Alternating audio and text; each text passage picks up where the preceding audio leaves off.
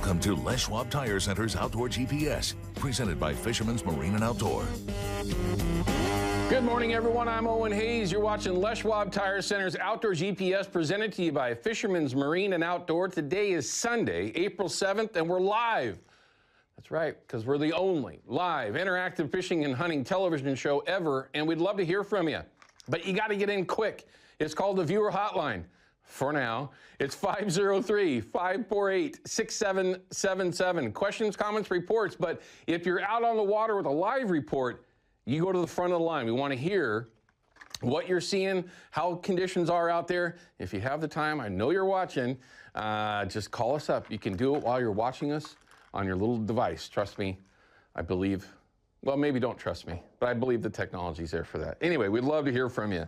This upcoming segment, we're going to have, of course, the information that you need to decide what you're going to do Monday and Tuesday before the Columbia closes. But don't forget, lots of other options out there. The Willamette, of course, is not closing, and hopefully things there are going to improve. For all of you down south that are chasing some fish that are watching, the best way to get some of that info is if you contribute to that. I don't fish in Southern Oregon, so I know you're watching too. You let me know all the time. Call us up, share some info. We can get it out to everyone as best we can. That's what we're here for, so don't be shy with that. Also, we're gonna have a Leshwab video pack for you, a clip that we film every year as a reminder to all of you to take care of your vehicles before summertime. We're now in spring. It won't be long before we're talking about warm weather and people traveling. So we've got a quick video just to give you a quick rundown on some of the things that you can take advantage of at Leshwab, and a couple that I guarantee you did not know about. After all these years, we still have stuff to enlighten you on. So we'll make sure to have that here in just a little bit. After that, we've got two special guests in studio. You've seen them here on Outdoor GPS before.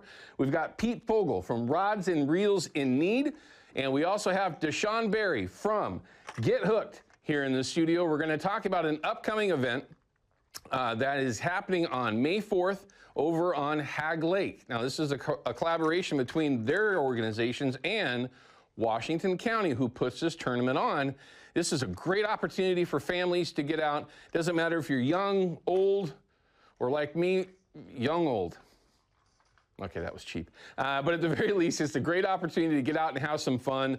And if you're not, really into fishing, maybe you are trying to decide if it's something for you, or maybe you got family members that are trying to get involved and you just don't really know how to do it. This is exactly for you. And there's no better place than Hag Lake. It is packed full of trout. There's some of the best bass fishing opportunities in our state. The state record for bass comes out of there every year, smallmouth in particular. Whenever it's broken, it comes from Hag.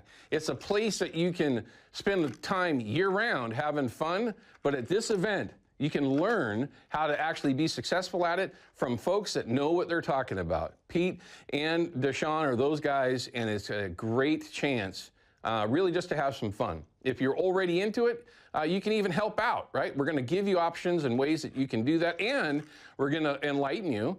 I said that too many times already today. We're gonna let you know about an event that's going on at Fisherman's with Rods and Reels in Need as well, where you can actually help kids and save yourself a little bit of dough when you want to get something new as well. So all that stuff is, number one, exciting, but a ton of fun, and a great way that you can help out and have some fun with your family as well. After that, we're going to check in with good friend Cameron Black from Gone Catching Guide Service. He's on the water live this morning with clients.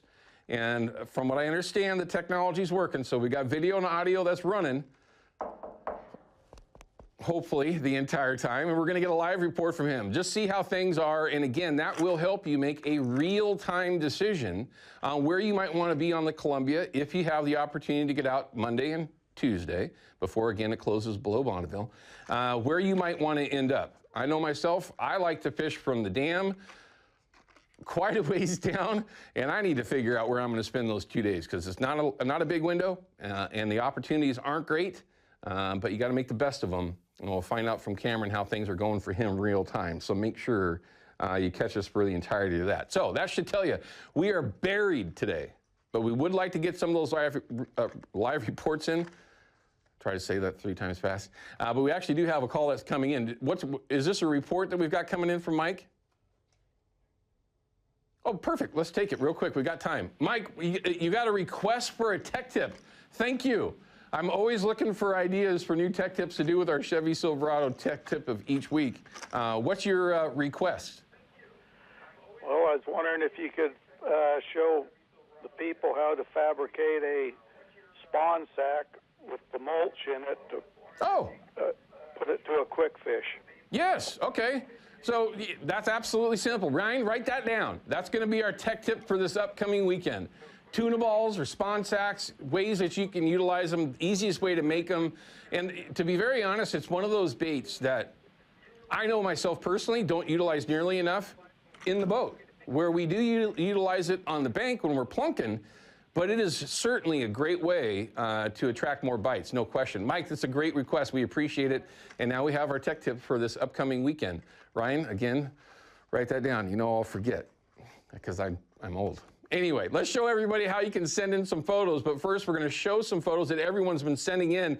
And we're still getting lots of steelhead photos, just like I mentioned yesterday. We're going to see a bunch of these now because people are going to start sending them in. You know, the season's wound down. Nobody wants to give up where they are until the season's done. And here's a good one. First steelhead, Stuart. Congratulations. That's a dandy, by the way. Here's a great one. Look at that. Kokanee Day. Look at that. Good day for kokanee. That's from Pete. Not Pete Fogel, by the way, but another Pete. Great photo and just a log full of deliciousness, by the way. Great day on the river. Troy, thanks for sending it in. Nice steelhead. It's been around a little while. There's another steelhead. Great photo. Y'all remember all the photo contests we used to do and the giveaways for those? I mean, these were the photos that we would call cheaters. You get the kids in there and, yep, somehow they end up winning. Liam's first steelhead. Very cool. Here's another good one. It's a smallmouth. Smallmouth. That white belly makes me think largemouth, but it could be a smallmouth. I'm no expert, but I've caught enough. Oh, it's a Florida bass, so that's definitely a largemouth. Although, do they have smallmouth in Florida? Anybody? I don't think so. I think they're just largemouth. Megan, great photo. I don't care what part of the country it comes from. Tons of fun. There's no question about bass fishing, even here in Oregon and Washington, is getting extremely popular for a number of reasons that we won't get sidetracked with. Puffy little guy. All right, Bob, nice little fish. Just a dink steelhead, but certainly will give you a heart attack when you hook up with it for sure, especially when you see, Bob, how you doing, Bob? I had a chance to meet him this year. Nice little fish for sure. Oh, look at this. See, now this is when it's turkey hunters, and I'm certainly one of them. You go, these are not the smartest birds in the world. How are they so darn hard to hunt when they'll literally stand in somebody's yard like this? I want to know, where's this from? You know, this is all over. It could be anywhere, you know, down along the Elkton area. It could be over in Eastern Oregon. But when you got three toms like that, that's a tough one. I know which one I'm taking. The one closest to me. Because they're all adults. Look at the tail fans on them. Those are adult birds. Easy to do. Lots of ways that you can send photos in. It's the Fox 12 app. Download it. It's free. You always want to follow along with Outdoor GPS, but when you do that, it'll show you how and where to upload your photos. We'll show you off at the beginning of each one of our shows. All right, we're going to cut away. I want to come back and have a little bit of time here with our field report. We're going to have river levels for you, fish counts. The 10-year, I'll at least cover that, give you an idea of what's going on. Also, we're going to check in with Katie Sneega and find out what our weather is going to be going forward, because it seems like things may have changed a little bit since yesterday. Don't go anywhere. We'll be back with more Outdoor GPS.